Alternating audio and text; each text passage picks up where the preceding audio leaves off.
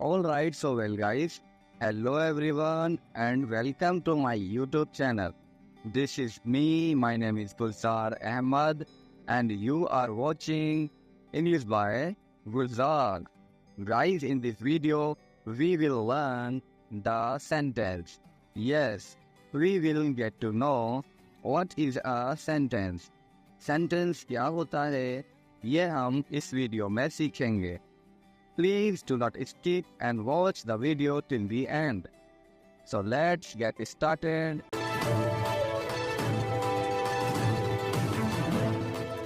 The sentence. When we speak or write something, we use words. जब हम कुछ बोलते या लिखते हैं तो हम शब्दों का प्रयोग करते हैं.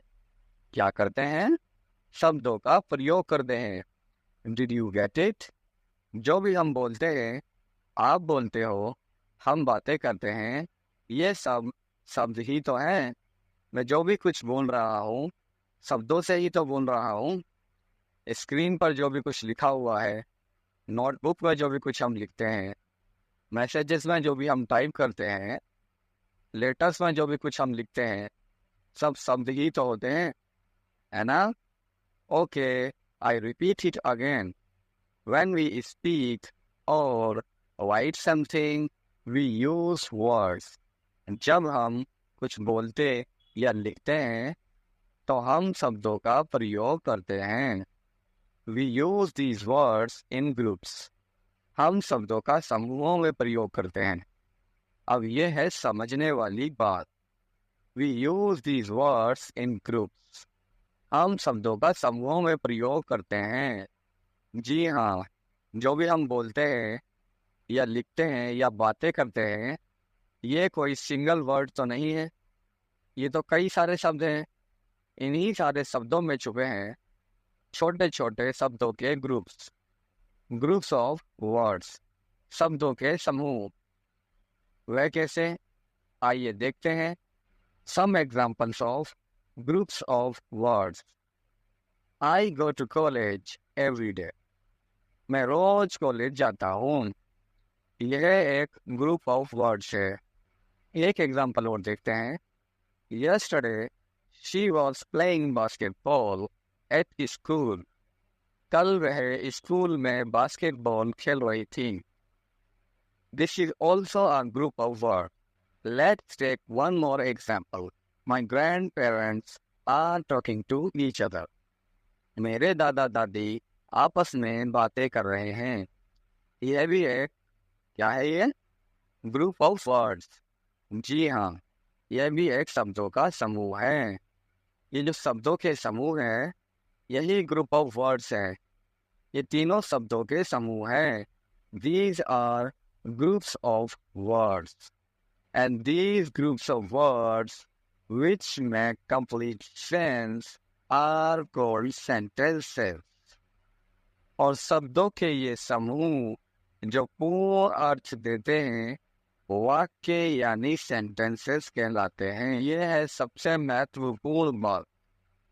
These groups of words which make complete sense are called sentences. शब्दों के ये समूह जिनका पूर्ण अर्थ होता है, वाक्य यानी सेंटेंस कहलाते हैं.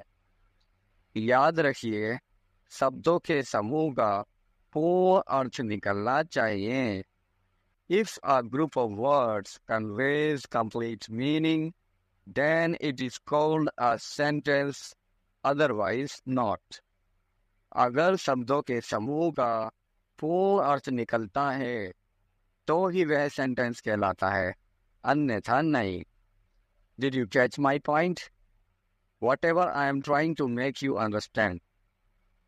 That group of words which has complete meaning is called a sentence. शब्दों का वह समूह जिसका पूर्ण अर्थ हो, वाक्य कहलाता है. सिर्फ ग्रुप ऑफ वर्ड्स होना काफी नहीं, और अधूरा मीनिंग निकलना भी काफी नहीं. कंप्लीट मीनिंग निकलना चाहिए. पूर्ण अर्थ, पूरा मतलब क्लियरली, स्पष्ट रूप से समझ आना चाहिए. जैसे एक पूरी बात होती है. Let me explain you well. But before going ahead, I would like to mention this is my first YouTube video. If I could be able to make you understand or you find it useful and informative, do like the video. And you can share your opinions or ask your queries in the comment section. Okay, let's continue. I was explaining you now. Look and read the words on the screen. Screen पर दिए गए शब्दों को पढ़ें. Number 1, Jake, book, a, reads. Number 2, sky, fly, the, in, kites. Now think and tell, do these words make any sense? क्या इन शब्दों का कोई मतलब बनता है? क्या इनका कोई पूर्ण अर्थ है? No, these words make no sense. इन शब्दों के समूह का कोई अर्थ नहीं है, ना पूरा ना अधूरा. These group of words have neither complete nor incomplete meaning. शब्दों का अलग अलग तो अर्थ है, मगर शब्दों के समूह का कोई अर्थ नहीं है. Although these are groups of words, but they are not conveying the complete meaning. हालांकि ये शब्दों के समूह हैं, लेकिन ये पूरा अर्थ नहीं बता रहे. Now again study the same words on the screen. Number 1, Jake reads a book. Number 2, kites fly in the sky. Do these words mean anything now? क्या अब इन शब्दों का कोई मतलब है? Yes. Jake reads a book means Jake किताब पढ़ता है. Kites fly in the sky means पतंगे आसमान में उड़ती हैं. Now these group of words make complete sense. अब शब्दों के ये समूह पूर्ण अर्थ रखते हैं, यानी शब्दों के इन समूह का पूर्ण अर्थ है. These group of words have complete meaning. So, when the words are placed in their proper order, then they make complete meaning. And these are called sentences. इसलिए जब शब्दों को उनके उचित क्रम में रखा जाता है, तो उनका पूर्ण अर्थ निकलता है, और इन्हें ही हिंदी में वाक्य और इंग्लिश में सेंटेंस कहा जाता है.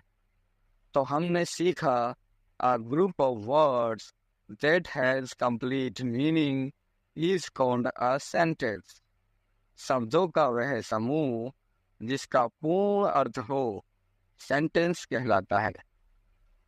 Or we can say, in other words, sentence is a group of words which has complete meaning.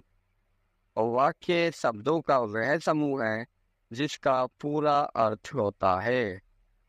अब कुछ खास बातें जो आपको याद रखनी है. Remember these important points.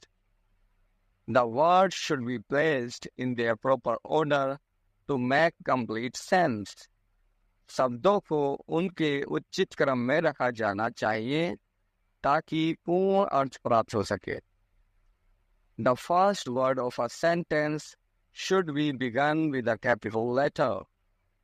वाक्य का पहला शब्द कैपिटल लेटर से शुरू होना चाहिए. A punctuation mark like full stop, question mark or exclamation mark should be placed at the end of a sentence. Sentence के एंड में विराम चिन्ह जैसे पूर्ण विराम और संचिन्ह या विस्मयादिबोधक चिन्ह लगाना चाहिए. Sentence usually contains a subject and a verb. Sentence में आमतौर पर एक सब्जेक्ट और एक वर्ब होती है. Sentence has a defined structure with a subject and a predicate. वाक्य में सब्जेक्ट और प्रिडिकेट के साथ एक डिफाइंड स्ट्रक्चर होता है, और ये सब्जेक्ट एंड प्रीडिकेट क्या होते हैं ये हम नेक्स्ट वीडियो में सीखेंगे। आशा करता हूँ आपको टॉपिक समझ आया होगा। सेंटेंस क्या होता है आप अच्छे से जान गए होंगे। अगर वीडियो अच्छी लगी हो तो वीडियो को लाइक करना ना भूलें और प्रोत्साहन के लिए चैनल को सब्सक्राइब करें। And you can click on the bell icon ताकि आइंदा आने वाली वीडियोस की नोटिफिकेशंस भी आपको मिलती रहें। जाते जाते here is the exercise for you. Rearrange the given words to make meaningful sentences. दिए गए शब्दों को पुनः व्यवस्थित करें ताकि सार्थक वाक्य बन सकें। रीअरेंज करें, सही क्रम में लगाएं ताकि मीनिंगफुल सेंटेंसेस बन सके। For example, eat, I, food, the. इसको रीअरेंज करते हैं तो बनता है आई ईट द फूड। मैं खाना खाता हूँ। Now it's your turn.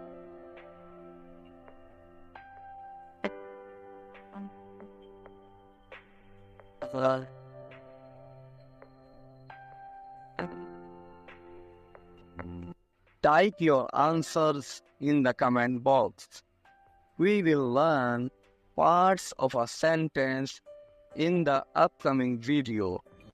And thanks for watching. Please subscribe my YouTube channel and click on the bell icon to get notifications of my upcoming videos.